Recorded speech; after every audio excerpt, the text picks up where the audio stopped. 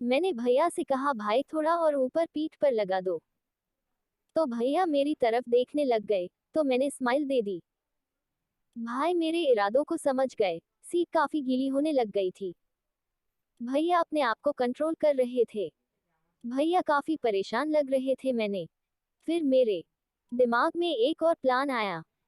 मैंने कमर में दर्द होने का नाटक किया और भैया से दबाने को कहा। भैया ने उल्टा लेट जाने को कहा। फिर ऊपर करके वह दबाने लग गए। दोस्तों, मेरा नाम रूबी है। मेरी उम्र 21 साल की है। मैं एक सुंदर गुजराती लड़की हूँ। मेरे घर में मम्मी पापा, एक बहन और एक भाई है। अभी कोटा से पढ़ाई कर रही है और बहुत ही खूबसूरत हूँ। यह बात आज से 7 महीने पहले की है, जब भैया कोटा में काम करते थे। मैं उन्हें भाई कहकर बुलाती। भाई की उम्र 23 साल की है। हाइट 15 फुट 9 इंच की होगी।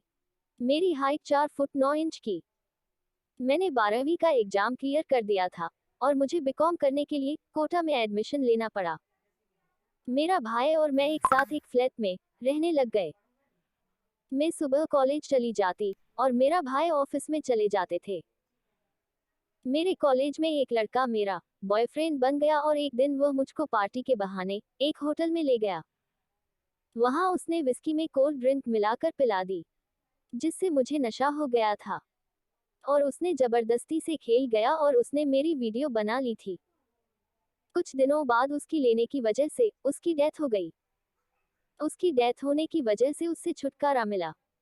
मेरे भैया को मेरे परेशान रहने की वजह से कुछ शक हो गया।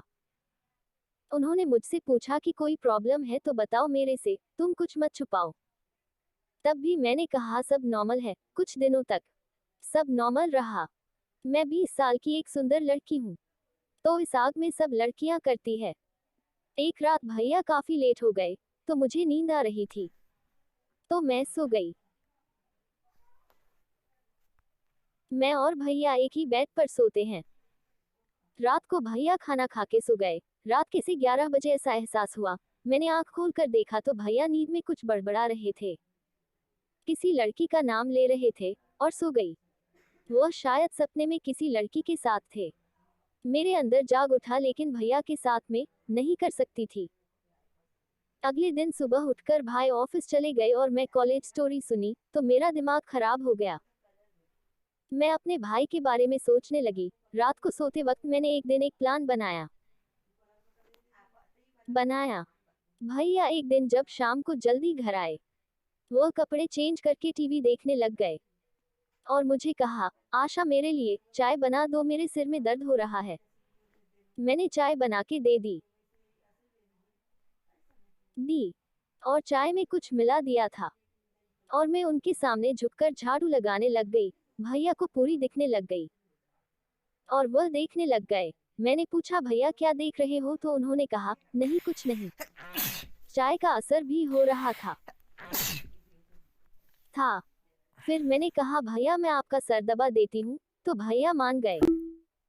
फिर मैंने उनके सिर को अपनी पर रख लिया और सर दबाने लग गई। फिर कुछ देर बाद उन्होंने हटने के लिए कहा। भैया अपने आप को कंट्रोल कर रहे थे। भैया काफी परेशान लग रहे थे। मैंने देखा तो वो ऊपर की ओर था। फिर मेरे दिमाग में एक और प्लान आया। मैंने कमर में दर्द होने का नाटक किया और भैया से दबाने को कहा। भैया ने उल्टा लेट जाने को कहा। फिर ऊपर करके वह दबाने लग गए। मैं भी यही चाहती थी। मैंने भैया से कहा भाई थोड़ा और ऊपर पीठ पर लगा दो। तो भैया मेरी तरफ देखने लग गए, तो मैंने स्माइल दे दी। भाई मेरे इरादों को समझ गए। सीट काफी गीली होने लग गई थी। तो दोस्तों, ऐसे ही और भी इंटरेस्टिंग कहानियां सुनने के लिए हमारे चैनल को अभी सब्सक्राइब करो और हाँ, वीडियो को लाइक करना मत भूलना।